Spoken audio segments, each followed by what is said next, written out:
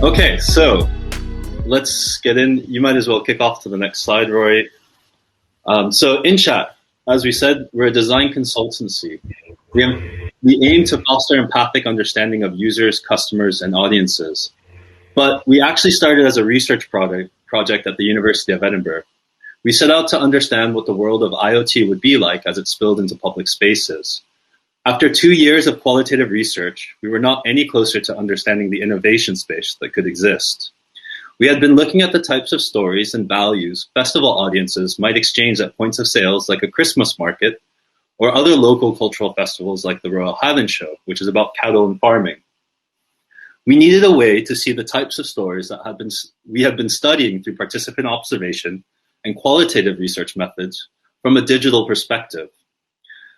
After a couple months and difficult discussions, we had a breakthrough moment. What if we used a chatbot? Could we take the roles I had played as a qualitative researcher and supplement a chatbot intervention? The short answer, yes. And it worked really well. We deployed chatbots to incentivize festival goers at the Royal Highland Show. This was our first experiment where we handed them an iPhone with a chatbot app that talked to them and asked what's going on and about their experiences as it happened. We honestly thought we would get short one-word answers, but people surprised us and they were very candid and treated the bot like anyone else that was interested in the conversation. As an ethnographer and user researcher, I was actually a bit shocked that this all worked out so well. We got results that were equally rich and insightful as my previous research conducted in person at the same site, at the same festival, just a year prior. So what we have found in research and practice is that chatbots are easily adopted by a wide range of user participants. After all, my grandma sends me emojis. We can take qualitative research approaches as well and take them and apply them at scale remotely. Most fascinatingly, and truly an unexpected result, is how users are more likely to be honest with the bot than they are with a human.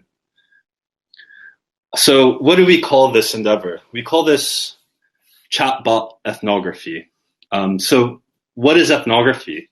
Slide 4. So ethnos means people, graphos to write. Literally an easy translation would be to write about people or a nation.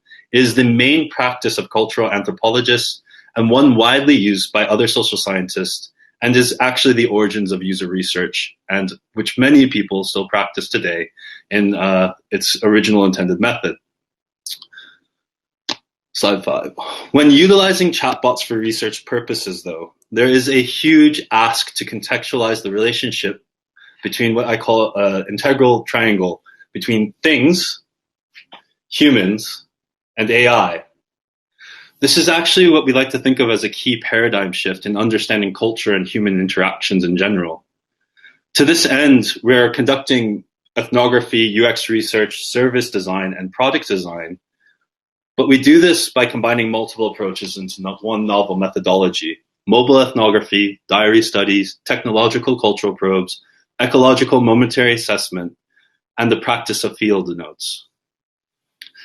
So we believe in strategic AI and smart design. Basically, we're trying to implore you not to reinvent Alexa from scratch, but to make early design decisions to build systems that are practical and cost-effective for the use case at hand. So what we're really doing here is reimagining classic ethnography to foster empathic understanding as AI and IoT become more prevalent in our everyday lives. In a very practical way, we're taking what the famous anthropologist Clifford Geertz used as a method called thick description. And this was an integral practice to early ethnographers in the practice of actually taking field research notes. And so from a design ethnography standpoint and a wider range of social sciences concerned with the practice of ethnography, i.e. UX and service design, we offer a very useful approach. One where we can aim to remove what can be an ethnographic or field researcher's subjective bias by allowing AI to take that role. So, in our research and work, we have found particular advantages or benefits or insights that are over these common practices that we're combining. Because chatbots are easily and widely adopted, we can almost guarantee that there is going to be no friction of use. And because the chatbot can be deployed in an intended environment of study and problem space or service, we have an in-the-moment-to-moment context-rich understanding of what is happening. By asking the right questions in the right ways at the right time, we open up the possibilities of the audience and users to express their emotions and problems freely as they feel, giving them space to surprise us and ensuring key insights in the conversation don't go unheard. So most importantly, we are able to take a research approach and apply it at scale.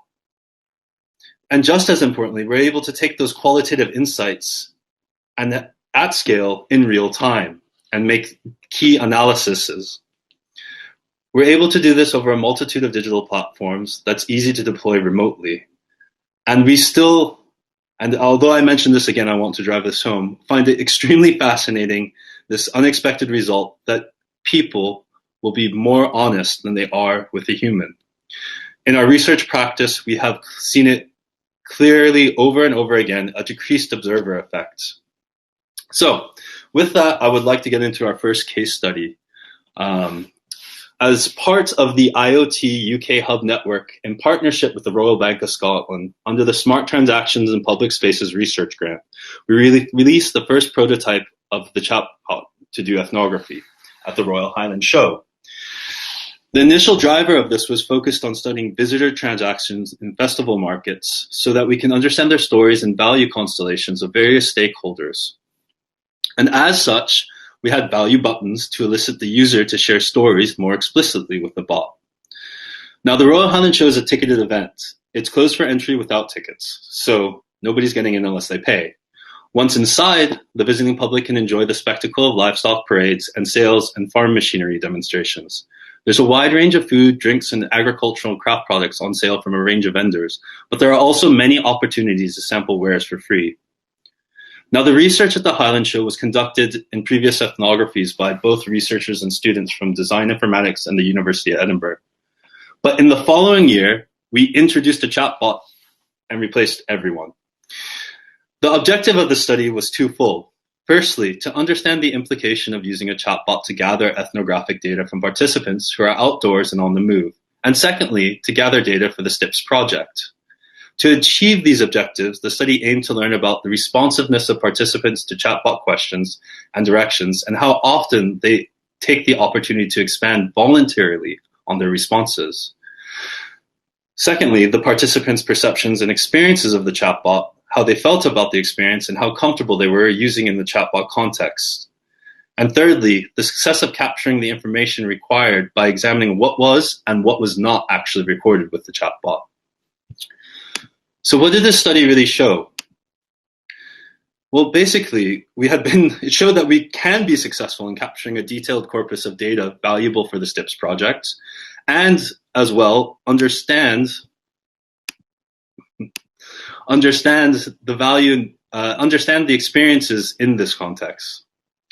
Although others have shown that basic chatbot implementation can be rich and informative as data, we have shown also that in this simple act of prompting for specific actions, such as photo taking, we gather a richer data set. For example, 85% of all the photos in this trial were provided when participants were specifically asked for them.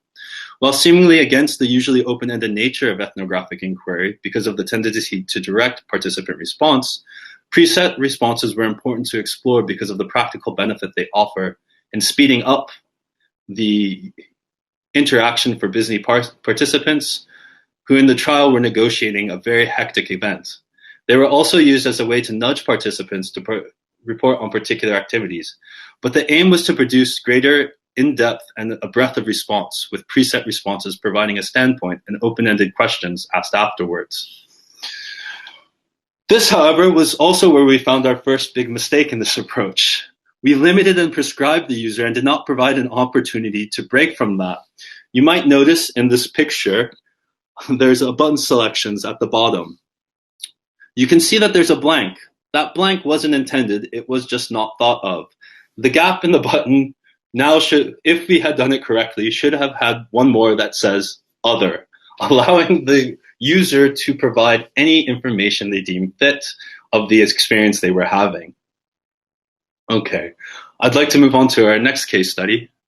This one is a bit different. This case study focused on Edinburgh City Council's public art project. The aims were to understand the factors that influence public art practice in the city of Edinburgh, including funding, legislation, policy, and planning, and to determine what needs to be in place to ensure the local settings are beneficial to the development of public art. Using a chatbot intervention, we collected curated moments with public art for 12 key stakeholders who covered a representative sample of the division in Edinburgh City Council, art galleries, directors, artists, and academics. The chatbot was implemented as a method to move participants around a public space, the city of Edinburgh. Thus, it highlighted the temporality of space and place and the complexity of audiences attending a larger public space. In real time, participants had what we're calling curated moments, focused around transformative and contentious spaces, which allow us to problematize the development of new works of art. This was part of a larger 4-stage co-design service solution towards Edinburgh City Council's public art project. The end result was a set of co-design guidelines that were placed to the Committee in Planning on Edinburgh City Council for the betterment and change of the Public Art Commission process. Here is an example of a user journey from Edinburgh City Council's public art research project. Our stakeholders for the project had conversations about the public art in the city moving around 3 distinct places. The chatbot would be asked to be taken to a transformative work of art, a contentious work of art, and then somewhere to place or replace a work of art. Each of the 3 places tied into questions pertaining to 5 key insights towards understanding public art in the city of Edinburgh. They were 1, quality, taste, and appropriateness. 2, authority, responsibility, and ownership. 3, expertise. 4, trust and risk. And 5, a reactive or confusing lack of process. In essence, we were getting users to be self-reflexive and examine what they are talking about in context and in real time. Also, sometimes our users got distracted on the journey. And it was important to know when and where that happens and the reasons why, because deviating from your journey can often be a problem, and if not, maybe a great insight. So what were the real results of this intervention? Public art is a really complex endeavor that involves a lot of stakeholders such as artists, gallery directors, politicians, and council employees. The chatbot actually provided a framework that allowed diverse stakeholders to curate a moment in time and space, which provided a solid foundation for a thick descriptions of practice and attitudes.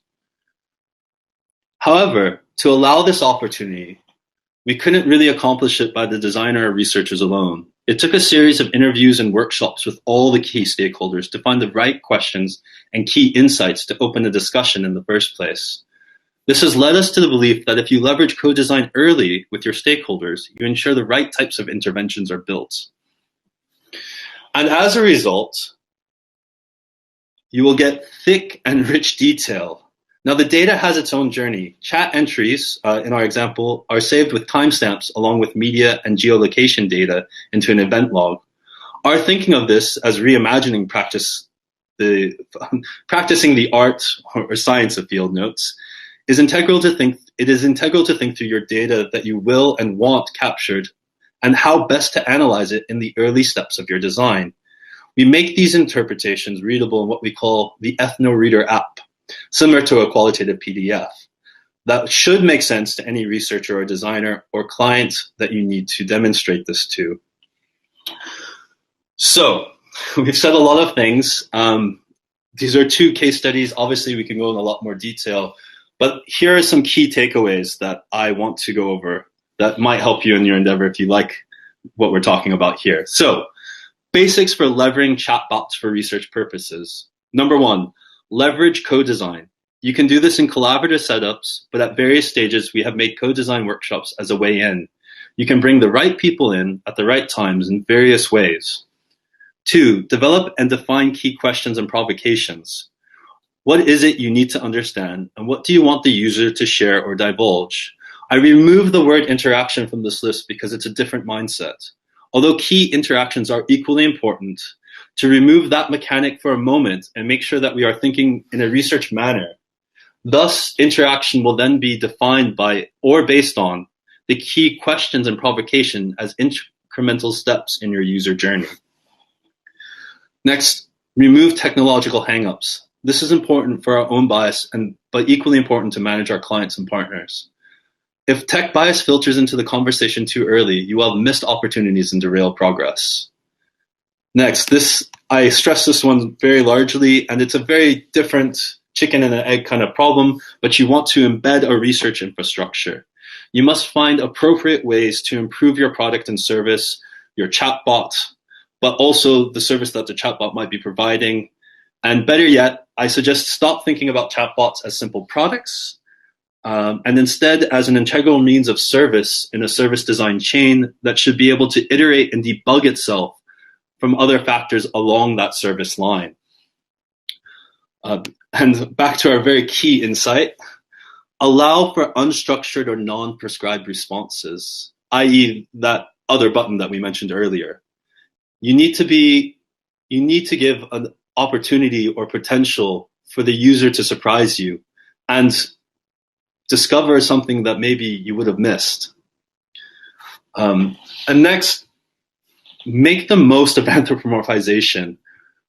Over and over again, it just seems that whether you like it or not, people accept chat and they will adopt this idea that the bot is either really intelligent or actually really human-like, and you can't do anything about it. So design with it instead of against it.